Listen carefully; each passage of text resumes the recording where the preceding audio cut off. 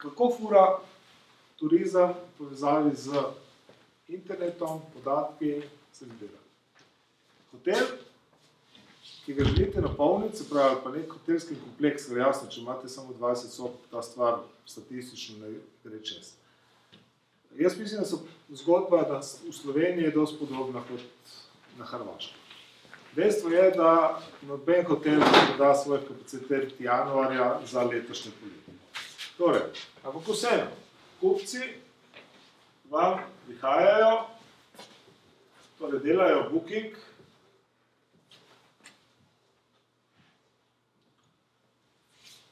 po mesecih, ne? Januar, februar, marec, april, maj, juni, juli, avgust, september, do septembra smo prišli. Zdaj, vi hočete imeti polno, da se pogovarja samo o bookingu, ne koliko je ljudi v hotelu. Rečemo, da prodajate juni, juli, avgust, hočete imeti polno hotel.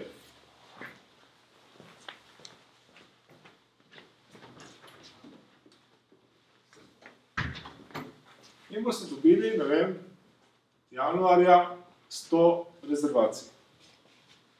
Ne vem, februarja jih mora biti 120, marca jih mora biti 130, aprila ne vem, že 300, maja 500. In ko imate te podatke, ker imate podatke v poslovno-informacijskem sistemu za vodenje hotela iz preteklih let, se vam mora vsako leto ta obrazec ponoviti. Torej, če januarja ne dobite 100 ljudi, da ste dobili 50, pol že lahko veste, da ste na poti k slabi sezoni. Ne čakate do maja.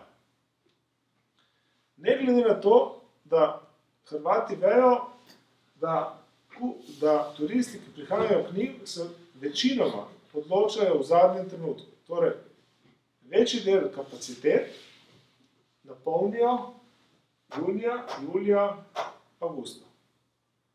Pač Italijan za Ferragosto kupi julija.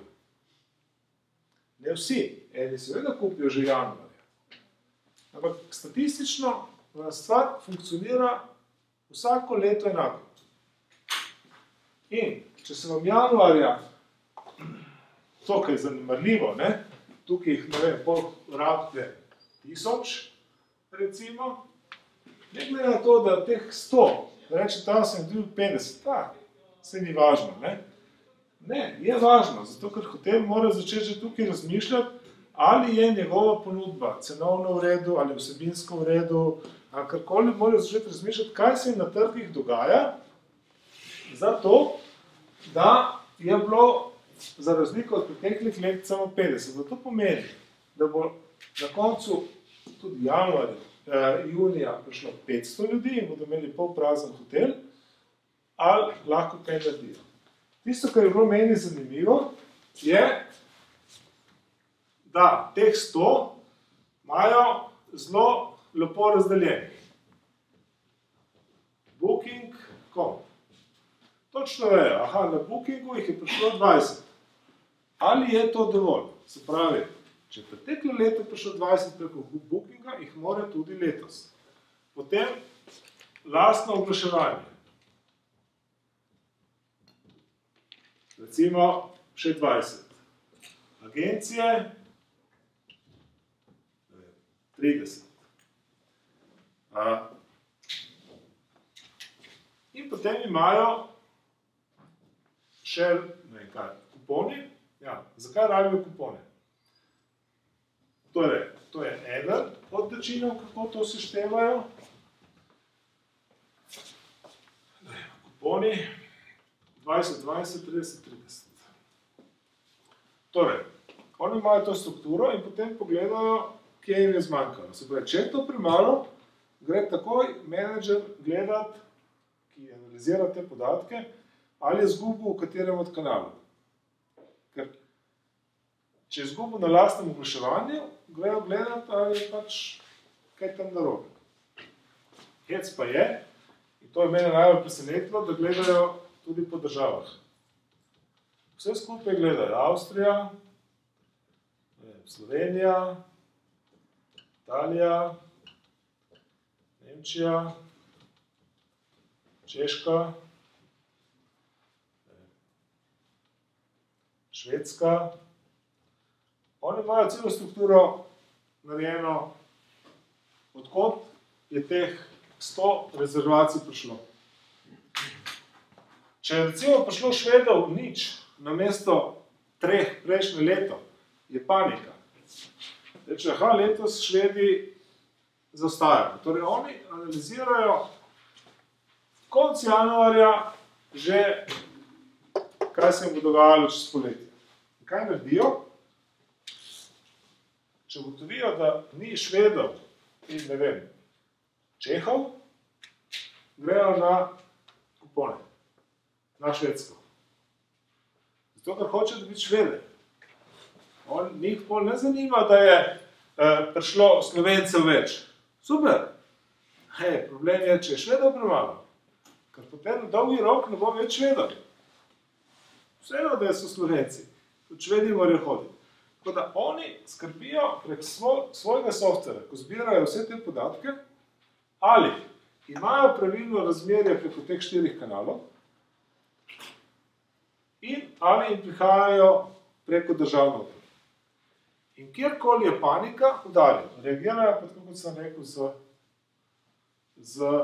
torej države grejo pobirati preko kuponov, ker je to najlažja stvar. Lahko sem poveste te kupone, kako oni plasirajo, recimo, kako se kot kupone? Recimo, kot kupone grejo na Švedskem obstaja neka kuponska stran, kjer oni imajo recimo agencijo ali kogarkoli in potem to rečejo, da je Švedi. Zdaj imate pa že kupce na internetu, recimo HC. Če hočete iti zdaj poceni v Benetke dobiti hotel, kot Slovenci, pa morate iti na ameriške kuponske strani, zato ker Benetke želijo dobiti ameriške goste in na ameriških sajtih Američanom ponujajo kupone za hotele v Benetkah ugodno. In ker itek plačilo s kreditno kartico, to lahko naredite tudi vi, dobite kupon in bodo tja kot Slovenc precej cenejše. Jaz poznam že kar nekaj jih, ki izkoriščajo to, da hoteli, torej top hoteli s 5 in več zvezdicami, ki so na novo postavljeni, odprti, ne vem, Nova Zelandija, Avstralija, ne vem kaj, prvo leto boste plačali 10% cene, zato ker ne bodo dobili nobenega gosta. In zato, da oni nafilajo hotel, ker oni prvo leto niti nočejo dobiti top gostov, zato ker ne vejo, če je vse laufa, se pravi, prvo leto najdejo in grejo za majhen denar v luksuzne hotele po celem svetu. Se pravi, s kuponsko prodajo v bistvu te turistične organizacije zelo jasno targetirajo to, ker on reče, da Švedska on reče, manjka mi 10 Švedov. Tuf, na uno stran, da je 10 kuponov na voljo na Švedskem. Saj on ne da kolikorkoli. On da na Švedsko 10 kuponov, ker hoče dobiti 10 Švedov, pa na Češko da 10 kuponov, ker hoče dobiti 10 Čehov. Oni si zelo prizadevajo, da je struktura po državah primerna. Ker ko meseci grejo, vsakič znova to korigirajo. Zakaj? Ker tukaj pravijo pol maja, je že panika. Hoteli pravzaprav niso niti napolnjeni, bomo šli pa dobre živce. Ali boš, če si vse mesece pravilno furo barko in gledal številke, potem mirno čakaš, da se ti bo vse zgodilo, kar mora tudi v juniju, juliju in avgustu. Ni presenečenja. Če pa nisi, pol pa lahko sam moliš, pa upaš, da bo vse ok. Unka tega ne dela, kaj naredi? Maja, junija začne spuščati ceno. To so recimo eni na Hrvaškem lani naredili, ko češ slaba sezona, da je uno. Puf, dol cena. Ja, lih takrat, ko so potem Nemci pa recimo z Minhna, pa potem Italijani začeli hoditi masovno in prišli, ali bi ti spustili ceno, ali pa ne bi spustili cene. Kdo je to naredil? Unka ni imel informacije. Tako ena zelo pomembnih stvari, če greste v kakršen, če ste v turističnem biznisu, je, da upoštevate ono, kar sem rekel. Stvari se začnejo dogajati predvsej prej. Podatke je treba gledati, čeprav so minimalni, jih je treba gledati. In treba jih je gledati skozi zelo take neodvisne oči, ne sam sebi lagati. Zato je dobro imeti enega, ki se razume na analizo podatkov in vam bo povedal, tako kot je. Zdaj, vi se pa pol z njim kregajte, če hočete, ne, da so meritve slabe, ampak niso slabe, ne, praviloma vse te zadeve stojijo. Jaz ne vem, verjetno pač tukaj ni nobenega od vas iz velikih hotelov, če sem prav razumel, tako da jaz mislim, da vsi ti močnejši hotelski softveri, vsaj ti svetovni, to imajo. Tako da se da te analize delati. Tako se danes dela biznis. In tako ga lahko delate tudi za gostilno, lahko ga delate za karkoli.